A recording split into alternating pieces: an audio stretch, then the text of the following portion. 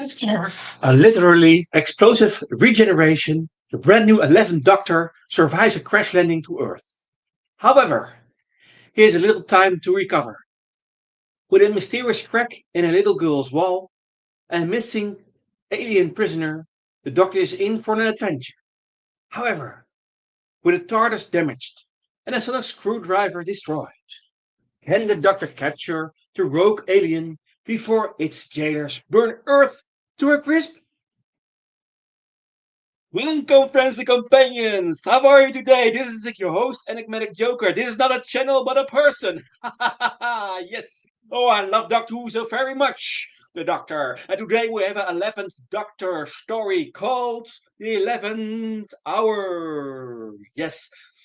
Yes, yes, yes. So before we go into this live stream, the building up is we do first some general info about this story.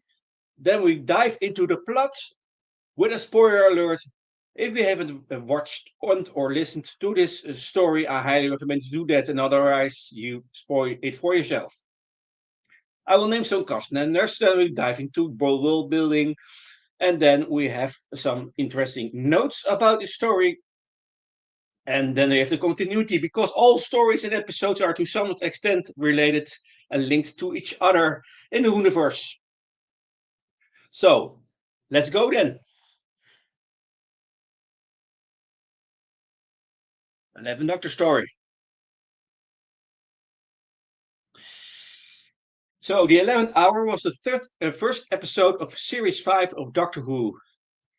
It was written by Stephen Moffat, directed by Adam Smith, and introduced Matt Smith as the 11th Doctor, Karen Gillan as new companion Amy Pond, and Arthur Darvill as recurring character and future companion Rory Williams. It further debuted the presence of cracks in universe and sparked the beginning of a critical plot thread that trailed deep into the 11th Doctor's tenure with three words: silence will fall. This was compounded by the mention of a Pandorica which was fated to open.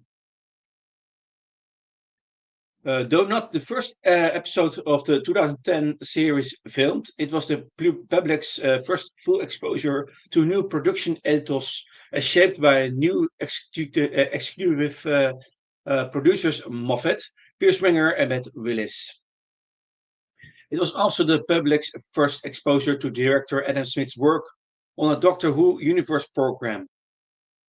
A new title sequence by Framestore debuted with this episode, along with yet another Murray Gold theme arrangement.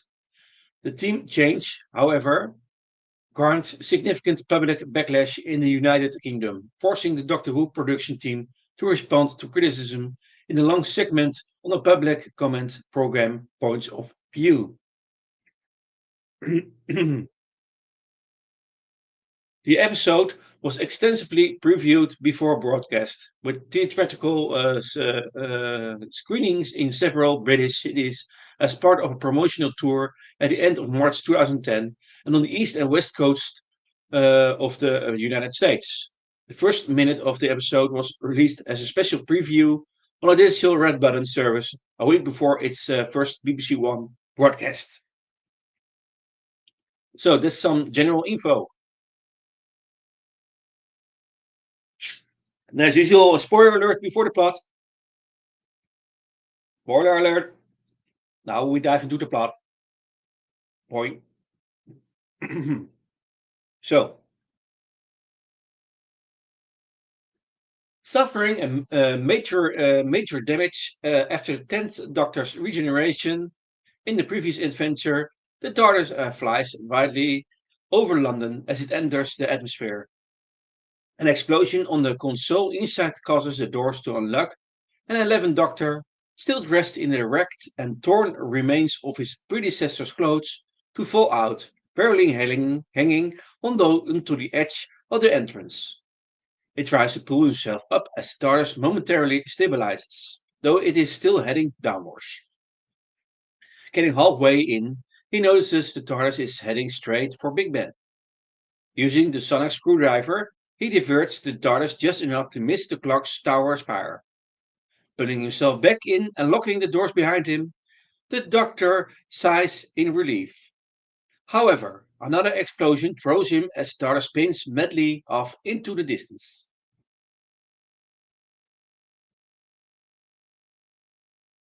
In 1996, Amelia Pond prays to Santa Claus in her bedroom.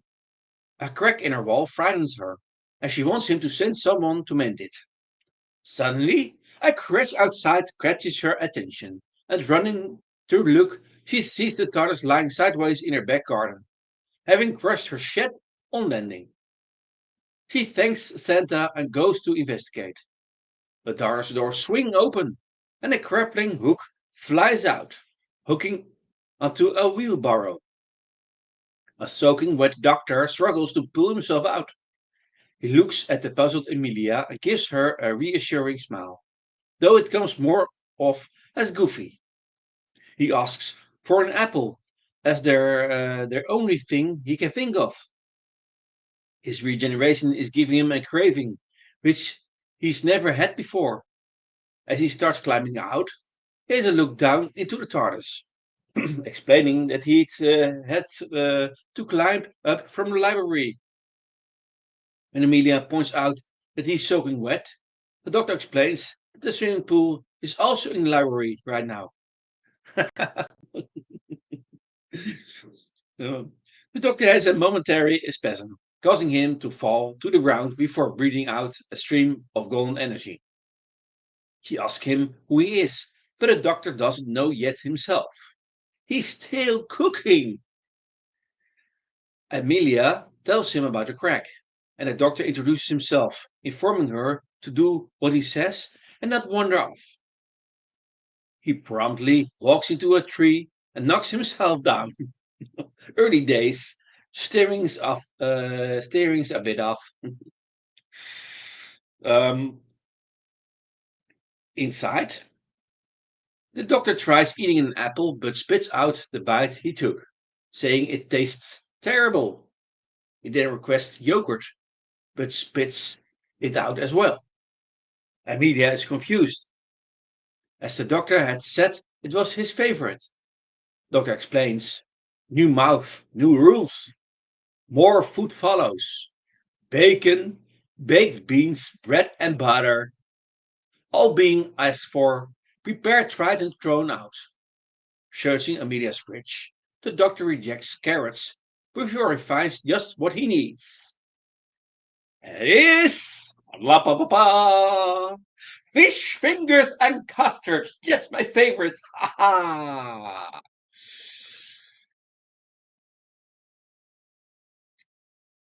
So,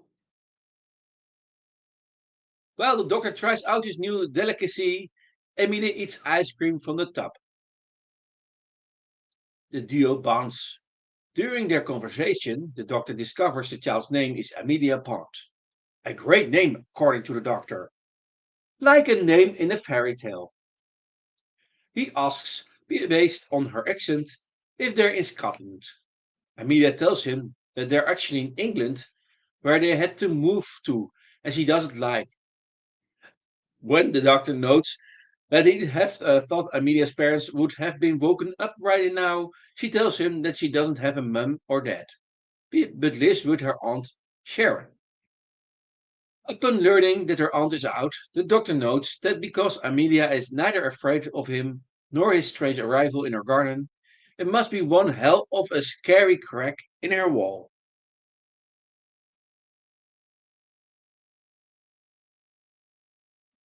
Amelia takes the doctor up to her room to examine the crack in the wall.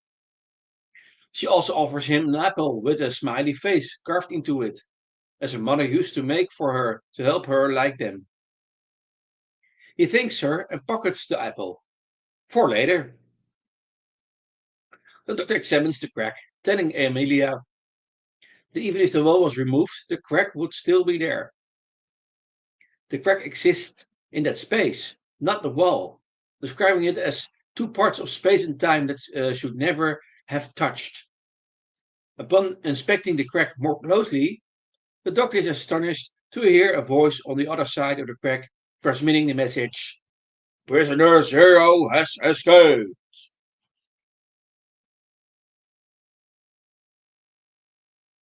Ascertain, ascertaining that an alien prison lies on the other side of a crack, he opens it fully with a sonic screwdriver, and it is faced with the alien guard, which appears to be a giant eyeball, who sends him a message on the psychic paper before the crack finally shuts.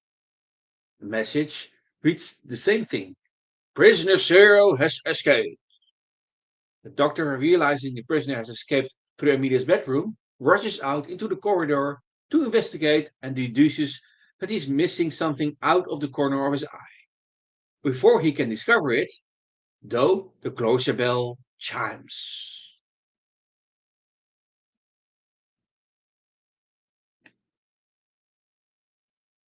He rushes outside with Amelia, telling her that the TARDIS engines are in danger of phasing out of existence.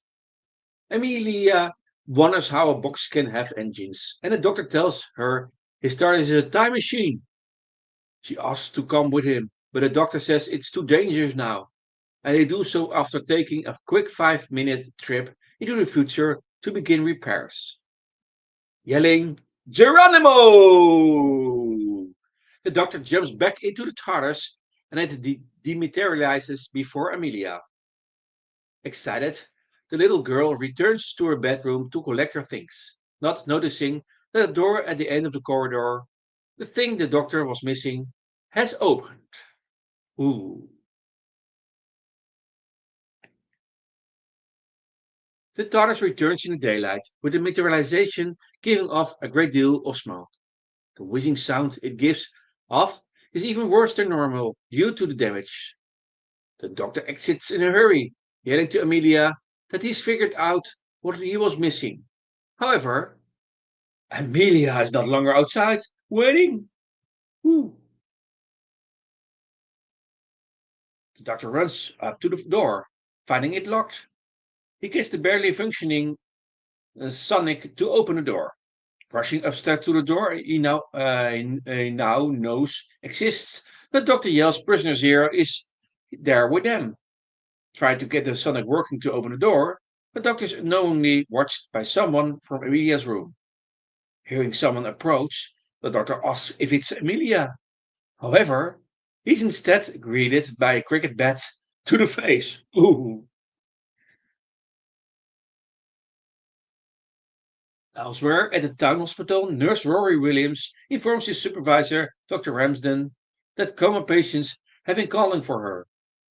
She dismisses this, drawling that they are comatose. As she berates him, the patients repeatedly cry out, Doctor! Much to her shock and terror. Back at Amelia's home, the doctor awakes to see he is handcuffed to a radiator. He is confronted by a young woman in a police uniform, who informs him that he'd better stay still, as she just called for backup. Doctor recalls being hit by a cricket bat, to which the policewoman states he was breaking and entering. He then inquires to Amelia's whereabouts, wishing to apologize to her for being late coming back.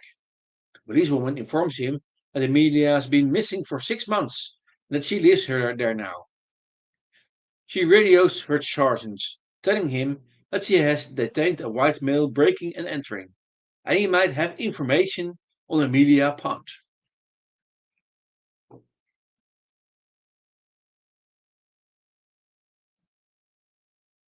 At the hospital, Rory and Ramsden examine the patients carefully, but they still appear to be in comas. Rory attempts to inform his supervisor of other suspicious circumstances pertaining to the coma patients, even proffering his phone with the suggestion that the picture on it can prove to his theory. She impatiently orders him to take some time off. Back in Amelia's house, the doctor orders the policewoman to count the rooms on the floor. She counts 5, but the doctor quickly informs her that there are in fact 6. One is hidden by a perception filter. He tells her to look out the corner of her eye. The policewoman oddly mutters that she'd lived there whole life and never noticed the door. The doctor asks to be uncuffed, only to be told that she lost the key. She approached the door, despite his protests. She enters the room. "Do I have one of those faces people ignore again?" the doctor wonders. The doctor checks his pockets for the sonic screwdriver. Finding it's not with him, he yells for her to check and see if it's in there. It could have rolled under the door when she hit him. The sonic is there, but is stuck in a puddle of go on a table. She yells to him that it must have jumped on the table, making the doctor order her to leave at once. The woman picks up the sonic, but senses something is in the room with her. The doctor orders her not to try looking at it, as it will kill her if she sees it. Despite the warning, the policewoman manages to trick Prisoner Zero into revealing himself, seeing it is a serpentine alien multiform. The policewoman runs back to the doctor, closing the door behind him. Doctor locks the door with a screwdriver and tries to free himself, but the thing is damaged from the go. She asks if the door will hold Prisoner Zero, making Doctor sarcastically retort, "It's an alien multiform from outer space. They're all terrified of wood." Seeing a light coming from under the door, she asks what it's doing. Doctor doesn't know, but tells to run and radio for backup. However, the woman reveals herself to be a kissogram, whipping off her polish hat to reveal long red hair. Prisoner Zero breaks through the door, emerging as a man with a dog. Both mouths bark, much to the doctor's amusement, as it's having trouble figuring out which mouths are supposed to make the correct sounds. He then wonders where he would have gotten the pattern from, as it would need to form a psychic link with someone, which takes months.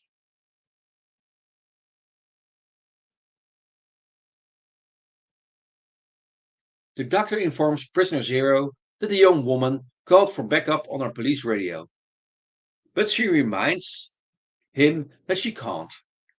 The doctor explains in annoyance it was a clever lie to save them. He then tries dissuading Prisoner Zero from violence as they pose no threat without backup. Prisoner Guard is then heard broadcasting a message that Prisoner Zero has been found and will vacate the human residence. The doctor decides to try one more time, telling Prisoner Zero that he and the woman are safe due to the jailers coming for it. However, Prison Guard is heard transmitting over and over. Prisoner Zero will vacate the human residence, or the human residence will be incinerated.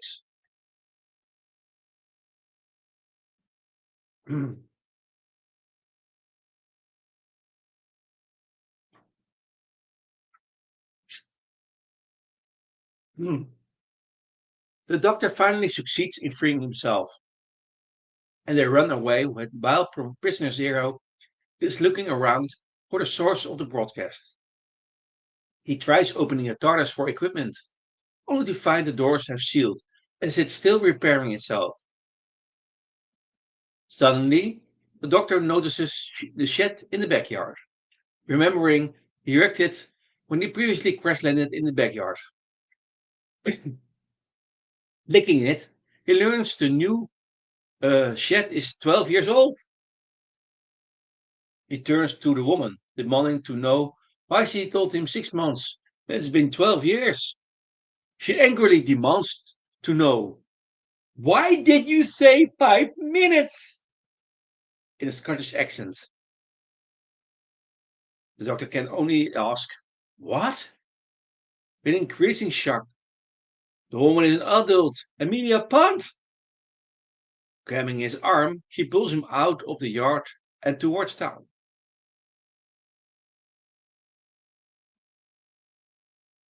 In town, the doctor inquires why Amelia hit him with a cricket bat. She defends her action by explaining that their meeting led her to see four psychiatrists over the last 12 years. She bid them all when they told her He wasn't real. Their argument is cut short when they suddenly realize that the attraction message is broadcasting over all of the town's electronics, including mobile phones, iPods, even the speaker of an ice cream van. Dr. sees the attraction are not focused on simply Emilia's house and the human residence, and he immediately runs to the first house he sees with Emilia following.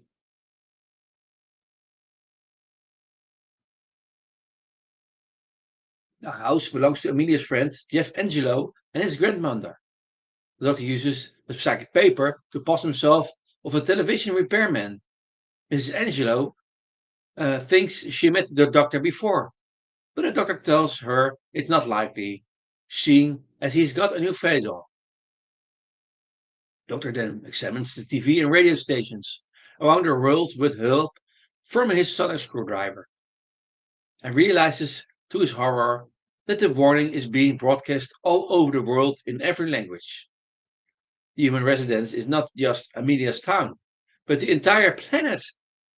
The doctor deduces that the taxi will need 20 minutes, prompting Amelia to ask what for. The doctor says, the end of the world. While the doctor begins thinking of a plan, everyone else watches the taxi message replay on a television in disbelief.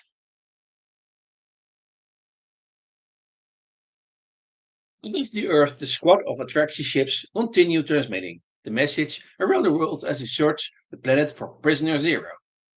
Incinerating Earth to be rid of the menace is a last resort. However, it would seem they will never be able to find it on their own as they keep resending the message. Back on Earth, Jeff and his grandmother realize how they know the doctor. He is the raggedy doctor, named so because of the tattered clothes he was and is wearing, that Amy used to draw cartoons of as a child. The doctor is disappointed that not only does she kiss people for a living, but she also dropped the name Amelia for Amy, citing its fairy tale quality, which the doctor complimented on their last meeting as its worst point.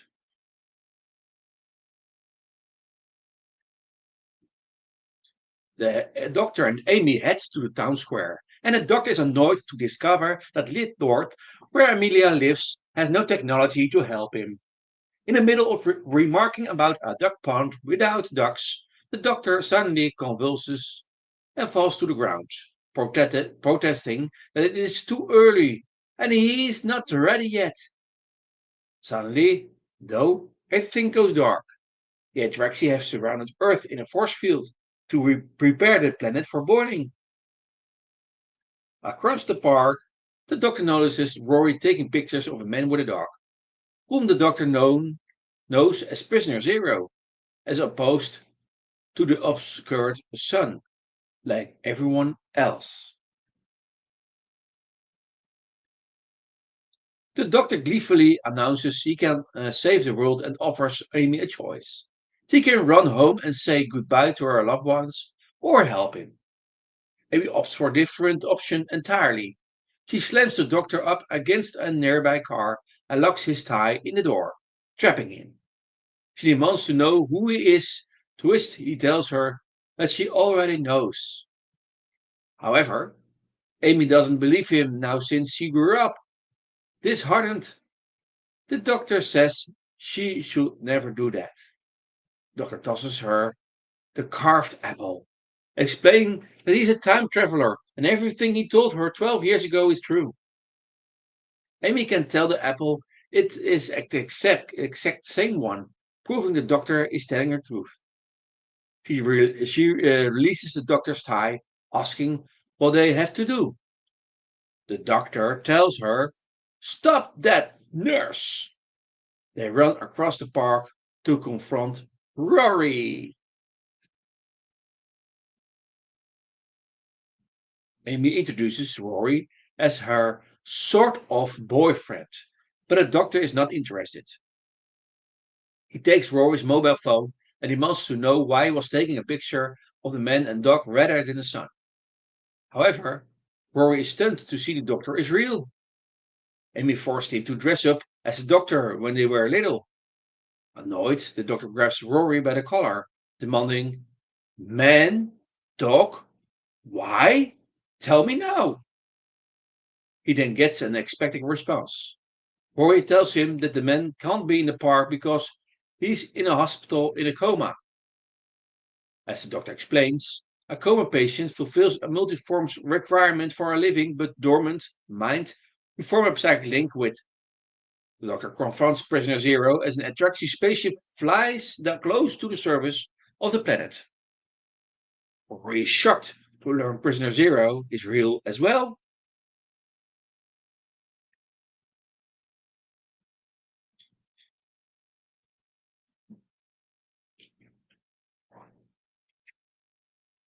The doctor reveals they're scanning for non-terrestrial technology, and nothing says non-terrestrial like the sonic screwdriver. He then begins using the sonic to overload technology all around him. Lamps break, car alarms sound, an old woman's mobility scooter goes flying by, a fire engine drives off without occupants, and the telephone box blows up. I think someone's going to notice, don't you? However, the sonic is damaged and the strain of the task causes it to burn out completely. With a smirk, Prisoner Zero dissolves into a sewer as the Atraxi departs, making the doctor rage at the incompetence of his idiot jailers. Amy wonders about Prisoner Zero living in her house for 12 years. Doctor explains that multiforms can live for millennia. 12 years is a pit stop. Amy wonders why the track sheet showed up on the same day as the doctor did. He explains that they saw him through the crack and got a fix on him. They're only late to search for Prisoner Zero because he went 12 years into the future. Doctor is left to ponder how he can draw Prisoner Zero into the open. He then has an idea, asking the name of her good-looking friend, Jeff. Rory is feeling a little insulted. He instructs Amy and Rory to clear out the coma ward at the hospital. Prisoner Zero will likely try to ensure his psychic links are not disrupted by killing the doctors tending to the patients. While Rory is still having trouble believing that the doctor exists, Amy forces him to comply. Meanwhile, at the hospital, Dr. Ramsden is checking on a convulsing coma patient, wondering if he is aware. Prisoner Zero materializes through the vent above and bears its fangs, preparing to strike.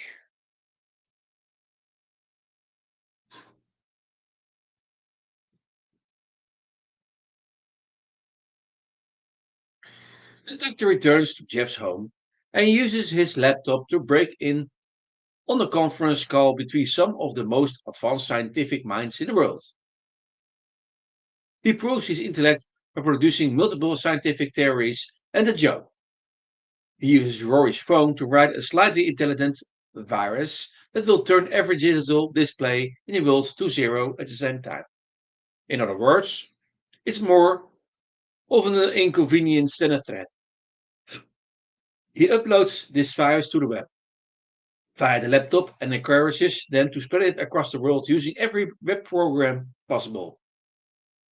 He also gives a Patrick Moore's number to Mrs. Angelo and advises Jeff to erase his internet history as he has apparently been visiting some sites of questionable taste.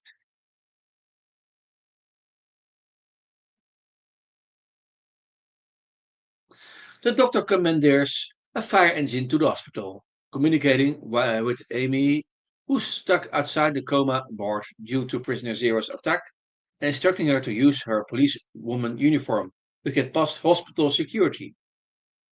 Amy and Rory find the coma ward a mess, but oddly no corpses. They come across a mother and her two daughters, who claim to have survived Prisoner Zero's attack on the ward by hiding in the bathroom. Amy tells the doctor that Prisoner Zero has beaten them back. He encourages them to get out of the hospital.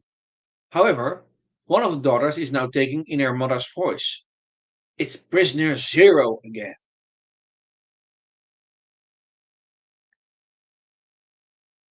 Admitting that it has trouble with figuring out which quotes to use with multiple mouths and bearing razor sharp teeth, the alien chases Amy and Rory back into the coma ward. They use a broom to bar the handles, but prisoner zero manages to break in after some effort. Prisoner zero taunts Amy, telling her that it watched her grow up. It then adds that the doctor will not be here this time to save her.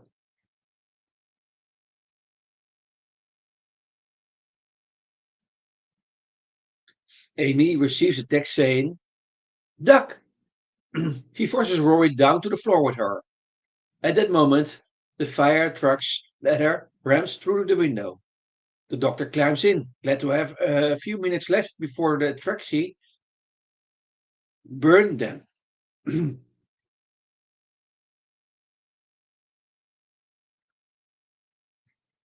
He asks Prisoner Zero to remove its disguise. Prisoner Zero refuses, knowing that Traxi would kill it this time anyway, and wants the entire Earth to die in flames with it. The doctor then suggests it leave the same way it came by creating a crack. However, Prisoner Zero explains it didn't create a crack. The crack exists in the skin of the universe. And Prisoner Zero is amused the doctor doesn't know where they came from. It warns him that the Pandorica will open. Silence will fall. The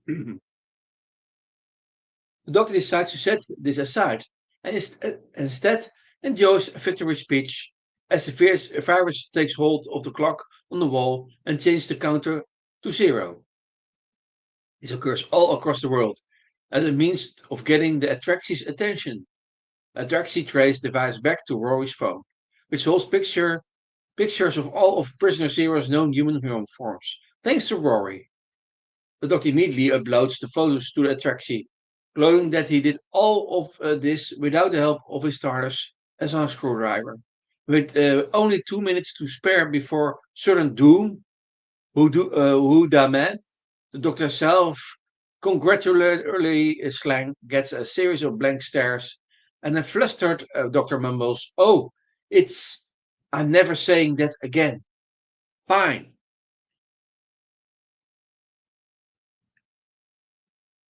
Prisoner Zero tells the doctor it will have to just take a new form. Amused, the doctor tells it's that he knows it's a bluff, as that kind of link takes months to make. However, Prisoner Zero adds that it had years to make the link. Prisoner Zero starts glowing and Amy falls unconscious. It formed a backup link with Amy just in case its main disguises were ever found out. The doctor and Roy tend to Amy before turning to find Prisoner Zero has turned into a copy of the doctor. Well, that's rubbish. Who's that? The doctor asks. Roy tells the doctor that's what he looks like, being confused as to why he doesn't know. The doctor retorts, busy day. The doctor then asks Prisoner Zero why it's taking his form when a psychic link is with Amy. A little girl's voice tells the doctor that it's not taking his form. A young Amelia comes out from behind the fox daughter, holding its hand, it mimicking both of them. Prisoner Zero laughs that Amy is still little Amelia inside, waiting for her magic doctor to return. It adds that he's been such a disappointment to her. Doctor realizes that Amy is dreaming about him because she can hear him, and her dream is enabling Prisoner Zero to take on his form. The doctor uses his powers of telepathy to encourage Amy to instead dream of Prisoner Zero. Prisoner Zero yells in protest and fear, but begins changing form once again. Smirking, the doctor congratulates the rogue on perfectly imitating its true form. Prisoner Zero hisses in anger as he tracks his searchlit light finds it. Reading, the serpent is frozen by the light as it slowly fades away. Prisoner Zero hisses his It's warning again. Silence, doctor. Silence will fall.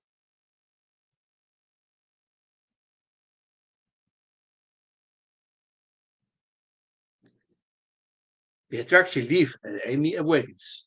Rory wonders if the attack is over and everything is back to normal. Doctor pats him on the head. Seeing the doctor is still using his phone, Rory wonders what he's up to. The doctor is tracing the callback. He apologizes in advance for the phone bill, getting the attraction back on the line. He tells them that they were not given permission to leave, that their willingness to burn a level 5 planet to get rid of a single criminal is a violation of Article 57 of the Shadow Proclamation. The doctor demands they return to the hospital. Tossing Rory back his phone, doctor says now he's done it.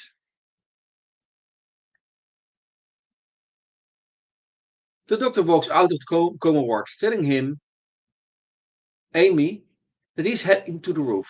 However, he changes his mind, heading into a hospital locker room, and he explains that because he's saving the world, he needs a decent shirt. To hell with the raggedy. Time to put on a show. Despite Rory's protests, the doctor discards the remains of his predecessor's outfit and begins trying on the clothes in the lockers. Doctor tells them to turn their backs if they're embarrassed. Rory does so, but Amy watches the doctor get dressed.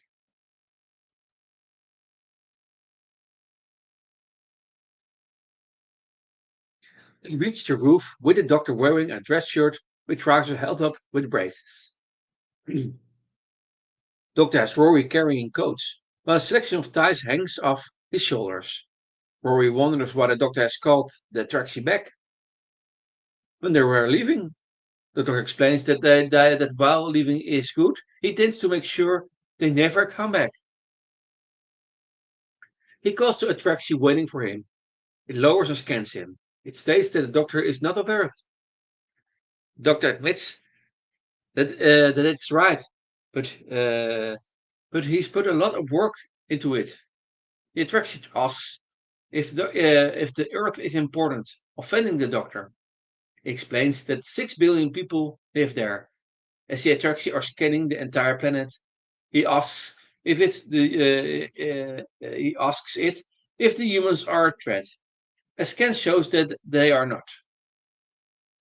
He then asks if they are guilty of an of any attraction crimes. Another scan confirms they are not.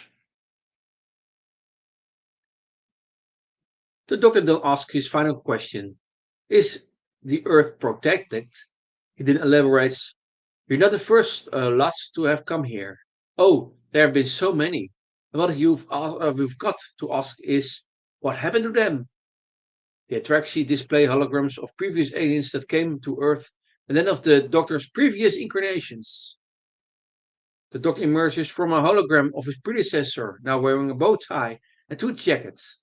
With a smile, he coolly says, "Hello, I'm the Doctor." Basically, run! The Atraxi take the hint and flee the Earth in pure terror.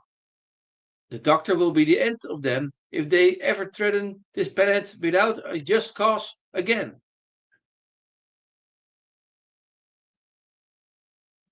As the Doctor observes their departure, he realizes that the TARDIS key is glowing. The TARDIS has recovered and awaits him. Amy and Rory wonder if the attraction will be back again, but then notice that the Doctor has left. The Doctor returns to the TARDIS, which now has a brighter shade of blue and a new St. John sticker on the door. He opens the door, being awestruck by his new console room. He decides to take it on a quick hop to the moon to run in the replacement engines. And we return with Rory to her garden, just in time to see the TARDIS dematerializing. She is devastated, believing that the Doctor has left her again. Amy dreams of her younger self awaiting the Doctor's return in her garden, but wakes up at the sound of the TARDIS dematerializing outside. Racing through the garden in her nightie, She is shocked. The doctor has come back again. Even more shocking is that he kept the clothes he stole, including the bow tie. Bow ties are cool. She then angrily informs him that all of these events surrounding Prisoner Zero and Attraction happened 2 years ago. Thus, it has been 14 years since his fish fingers and custard. 14 years since he first promised her a trip, calling her the girl who waited. The doctor muses that she waited long enough and asks her to join him as a companion. Amy refuses the doctor's offer, but changes her mind when the doctor snaps his fingers, opening the doors of the TARDIS. He gestures inside as she enters. She is in wonder at the TARDIS interior. To the doctor's delight, a new sonic screwdriver pops up out of the console. Amy asks why the doctor is offering to take her with him. He says he has become bored traveling alone. He then adds talking to himself, gives him an earache. A small image of the crack from her bedroom appears on the scanner. When the doctor adjusts the scanner and the crack quickly disappears. Amy tells the doctor that she had come to see him as a madman with a box after all these years, not thinking she was wrong. However, the doctor tells her that when traveling with him, there is one very important thing to remember. I'm definitely a madman with a box.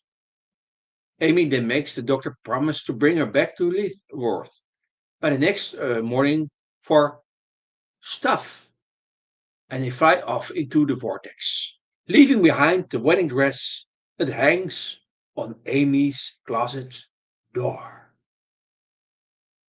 And that, my friends and companions, is the plot of this story. I will name some cast members.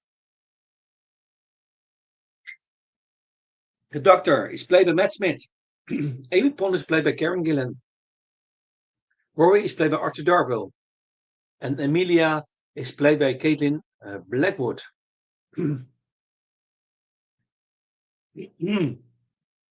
So some actors, the most important ones. Okay, we now go with some world building with the Doctor. So the Doctor has recently regenerated from his 10th incarnation. He spends most of the adventure wearing the tattered clothes of his predecessor. A second thing is that the Doctor mentions cowboys, a phrase used by his previous incarnation. And third thing about the Doctor is that the Doctor calls the TARDIS "you sexy thing" and "dear."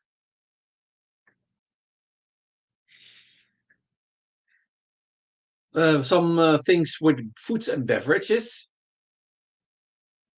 The Doctor doesn't like apples, yogurt, bacon, beans, or bread and butter. He rejects carrots without even trying them, but does like fingers and custard, a combination dubbed fish custard. And Amelia is eating ice cream. And another thing with inviolable galactic law, there's the Article 57 of Shadow Proclamation is cited by the Doctor against the Attraction.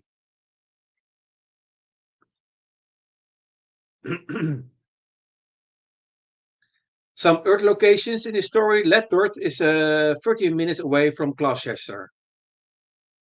And second thing is Letworth doesn't have an airport or nuclear power station. And it does not have a post office. Some things with individuals in the story. And he prays to Santa on Easter to ask him to fix a crack on her wall. She asks him to send a policeman to help fix it.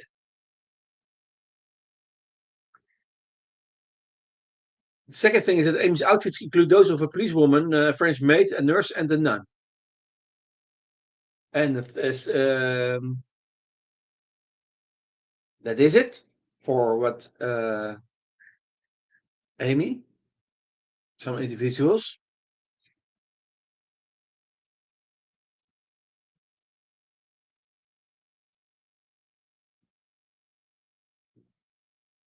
Some music in it. There's a song, Claire de Lune. The Cream Man mentions that the song playing from the ice cream truck speakers was meant to be Claire de Lune before the Traxi hijacked it. Yeah, I'm a music lover, so I always look for some music in Doctor Who's episodes. Well, fun things about Dr. Stardust. The TARDIS has a swimming pool and a library. The swimming pool ended up in the library when it crashed into Amelia Bond's back garden. Hey, and actually, I like that very much because I like swimming and I like reading books. So the combination is very good, I think. So the second thing about the Doctor Stardust is that to run the TARDIS in, the Doctor takes a trip to the moon. Some technology in the story. Doctor notes that there's a perception filter around the door so that it is only visible out of the corner of his and Amy's eyes in the house where Amy is living. Another thing technology is that the attraction put a force field around the Earth. A third thing is that they're using a sonic screwdriver. The Doctor sets off car alarms as a mobility scooter and fire engine drive themselves and blow up a telephone box. Another thing technology is that the Doctor uses Jeff's laptop to contact the experts talking about the sun going out.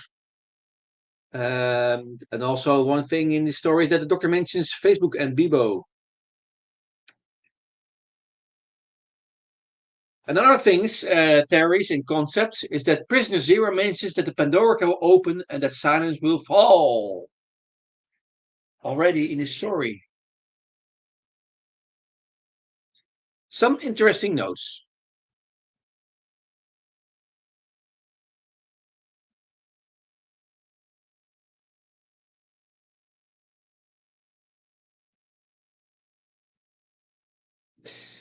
So Matt Smith revealed that there are five things in the story to look out for over the course of the series.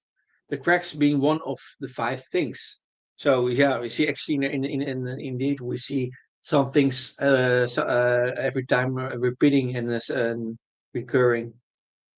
So as we go through the series, we see that. Look out for these things, five things. Um,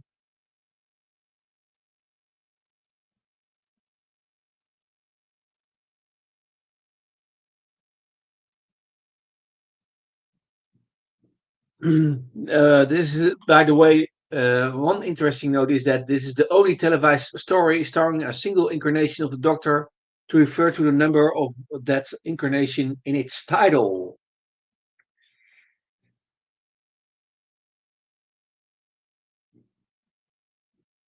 Another thing is that the episode introduces a new Doctor Who team arrangement, an unprecedented third by Murray Gold, not counting several other closing credits and non-series arrangements. A new opening title sequence is also introduced along with a new Doctor Who logo. Other cosmetic changes as of this episode include a new TARDIS interior design, slight modifications to its exterior, and introduction of a new sonic screwdriver. Another interesting note is that this story reveals that at least some sonic screwdrivers are grown or built by the TARDIS.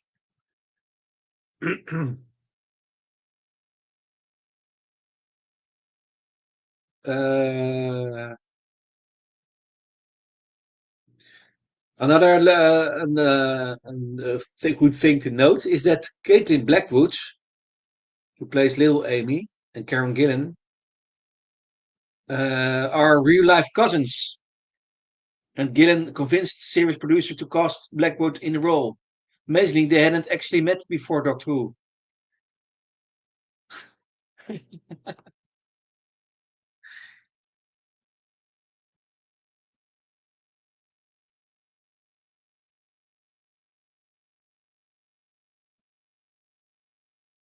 So already. Prisoner Zero states that the Pandora will open and repeats silence will fall.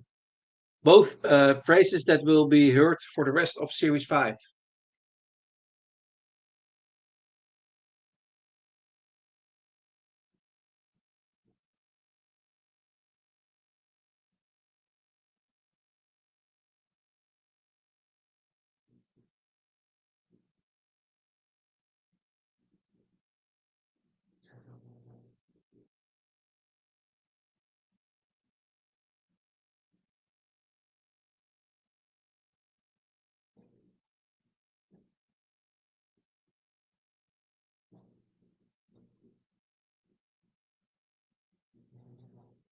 Um,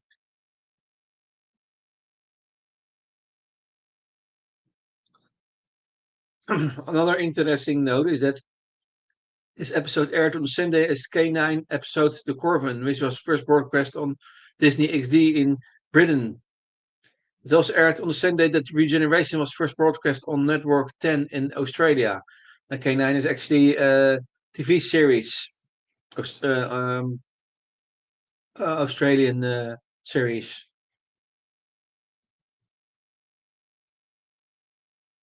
Um,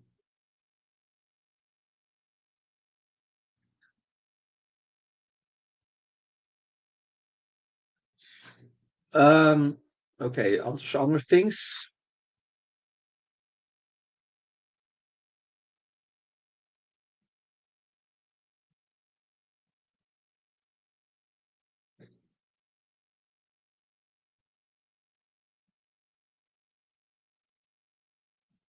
About music again, is that music from the 10 Doctor era, uh, or Midnight Corridors and Vice, that will appears numerous times in these episodes. Um, this story contains minor references to previous episodes written by Stephen Moffat. Libraries are mentioned on numerous occasions. A possible reference to the two-parter TV story Silence in the Library slash Forest of the Dead. The concept of meeting a person at different points of their life, as the Doctor accidentally does with Amy Pond, was a major theme of the girl in the fireplace. Similarly, River Song also meets the Doctor at different points in his life, often in the wrong order. Also, Doctor also says wibbly wobbly timey wimey as he did in TV story Blink and TV story Time Crash minisode. He texts Duck to Amy as he wrote behind Westler Drumling's wallpaper. Oh, and Duck. No, really, Duck. Sally Sparrow, Duck, now! In Blink. Doctor opens the TARDIS by snapping his fingers as he did in TV story Forest of the Dead. And when Amy contradicts him after he tells Person Zero she sent for backup, he refers to the deception as a clever lie. The same phrase he retorted with after Darnell challenged his claim that two of them were safe from the Vasta Nerada.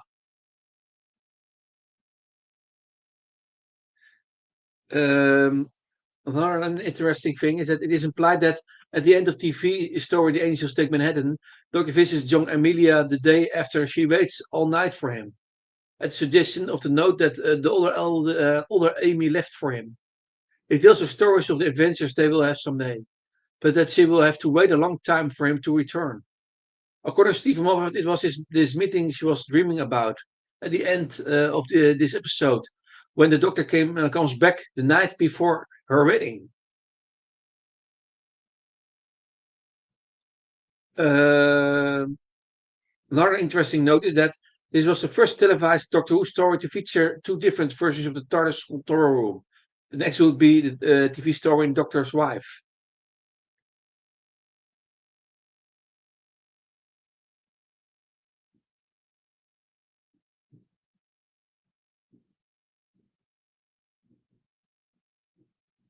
Another interesting note is that St. John ambulance badge is visible on the exterior of the TARDIS for the first time since the TV story The War Machines. That's with the first Doctor, William Hartnell.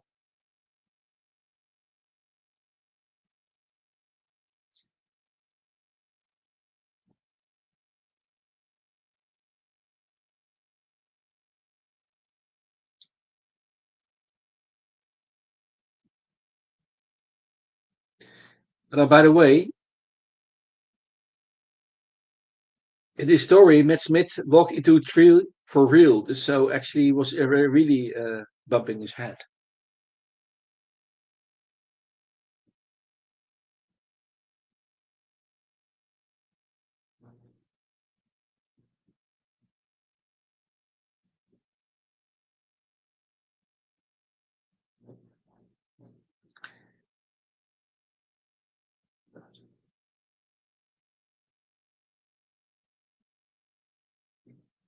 Um,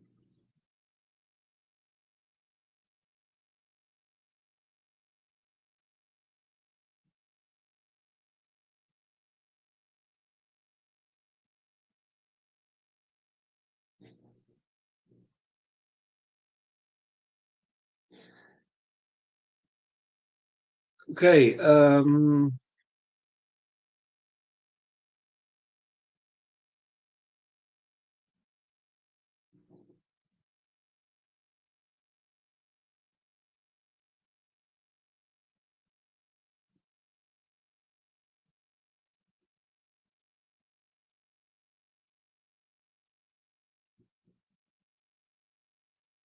Let's see some things.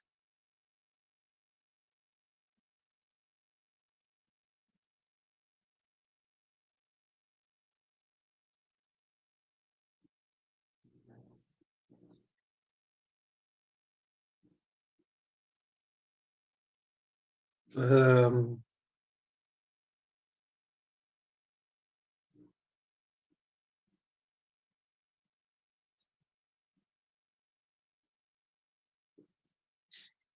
this is the first ever televised Doctor Who story in which neither Doctor, any of the companions, nor the main enemy have been featured character in the previous story, although the former had a brief cameo at the end of the previous story. Projections of various previous Doctors and villains are shown by the track sheet. The closest previous case to this was a TV story Spared from Space with third Doctor John Pertwee, which introduced a new Doctor, companion, and antagonist. However, that story also featured the return of a previous companion in the shape of Brigadier Lesbert Stewart.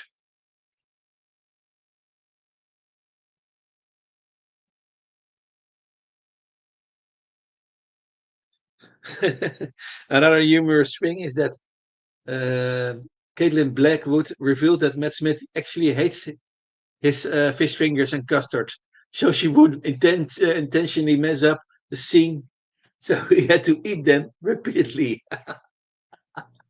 Some fun on the set. Matt Smith named this as one of his favorite episodes, calling it "It's a brilliant piece of writing."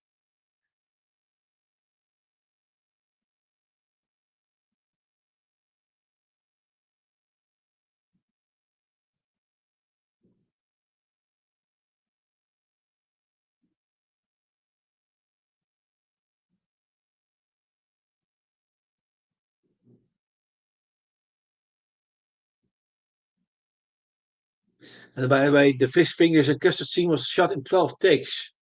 So Matt Smith estimated he must have eaten 14 of them per complete meal.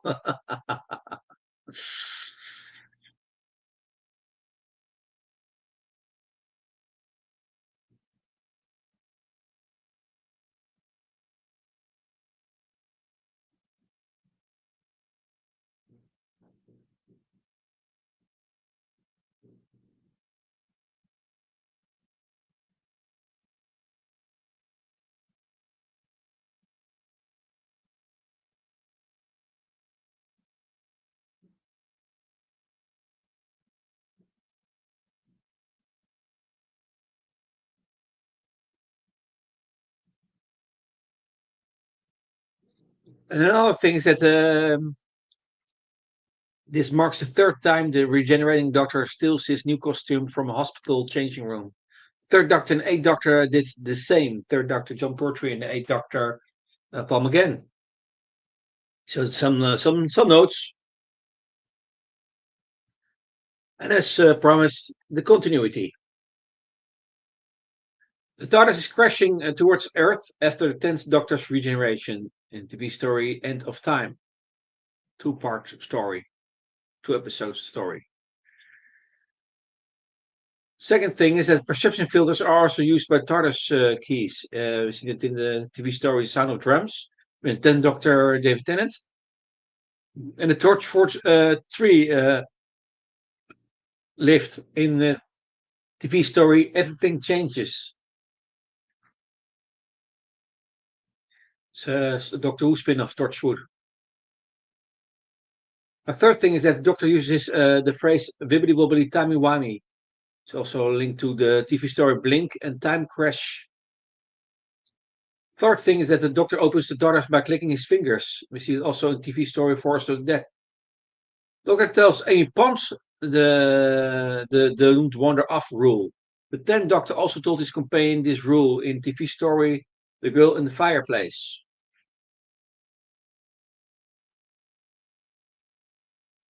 Another thing is that the shadow in proclamation is again invoked, linked to the TV story Rose, the Christmas Invasion, and Stolen Earth.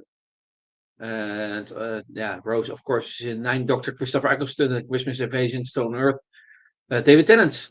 Another thing is that creatures appearing in the projected image include the Cybermen, which linked to the story Rise of the Cybermen.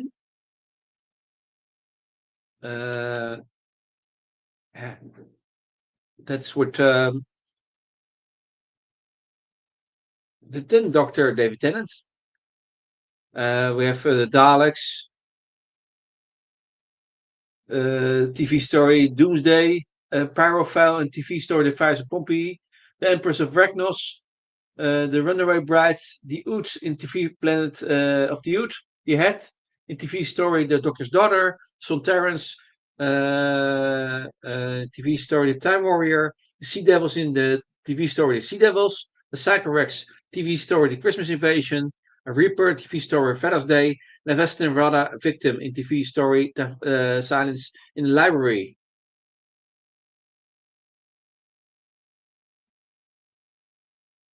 Another thing, continuity, is that the Doctor states that he got tired of traveling alone. You see also in TV story Planet of the Dead, The Waters of Mars, specials with the David Tennant. He claims he'd been giving himself an earache by talking to himself in TV story Partners in Crime. The next thing is that this is not the first time a newly regenerated Doctor has taken new clothes from hospital. 3rd and 8th did the same thing in the TV story Spared from Space and Doctor Who. I already mentioned that. Following regeneration, the Doctor expels golden energy from his mouth. It's linked to TV story The Christmas Invasion. Another thing is that Doctor's sonic screwdriver has been destroyed before in TV story The Visitation and in TV story Smith and Jones. Another thing is that Doctor intending to return in 5 minutes and accidentally taking 12 years is similar to the first time he takes Rose home. However, instead of taking 12 hours, it was 12 months. That is in Aliens of London. When Atraxi notes that the Doctor is not from Earth, he responds with, "No, but I've put a lot of work into it." So I'm going to link with TV story The War Machines, The Web of Fear, Spirit from Space, et al.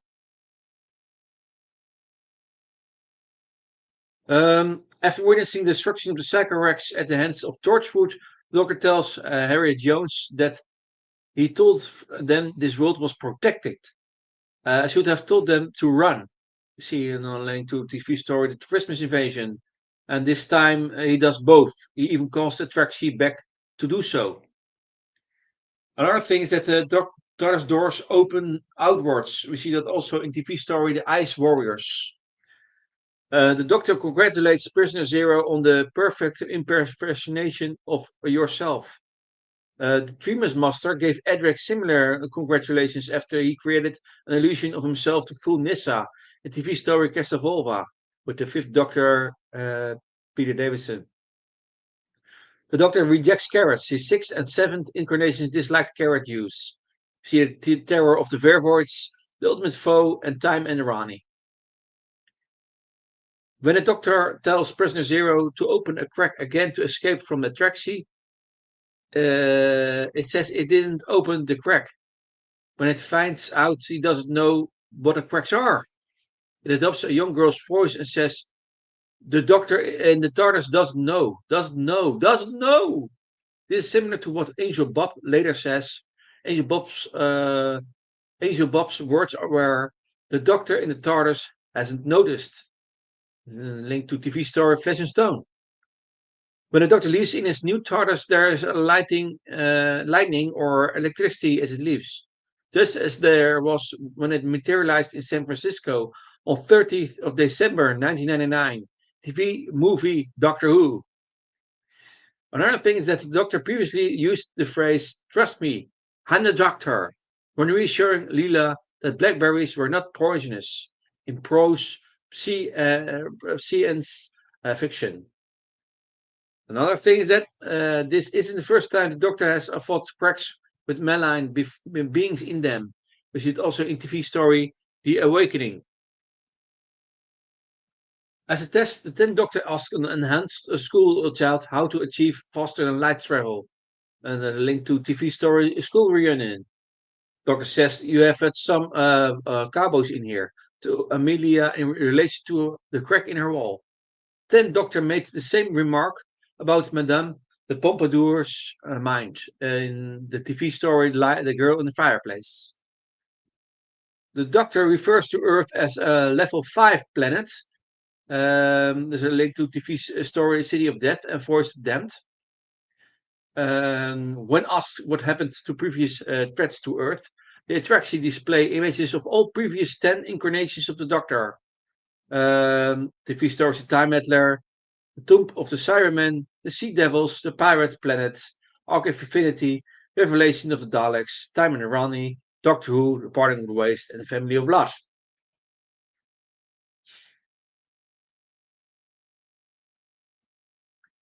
As the TARDIS repairs itself, it has to go on a short journey to recalibrate.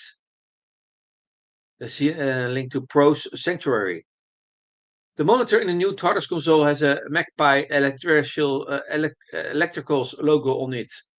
There's a link to the V story The Idiot's Lantern. And last thing in continuity is that the Doctor nearly falls out of the TARDIS following his regeneration. Shortly after her own regeneration, the 13th Doctor, Jodie Whittaker, would later actually fall out of the TARDIS. You see that linked to it twice upon a time. So, and that, my friends and companions, is all I have to say about this wonderful story with the 11th Doctor, Matt Smith. So, last thing is that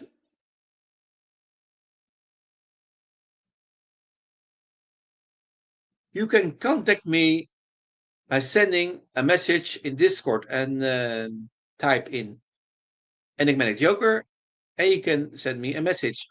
Otherwise, you can, of course, you can put a comment under the videos to chat with me, to contact me. So, for now, see you next time. I'm looking forward to meet you. Enjoy your day. Bye bye. Bye bye.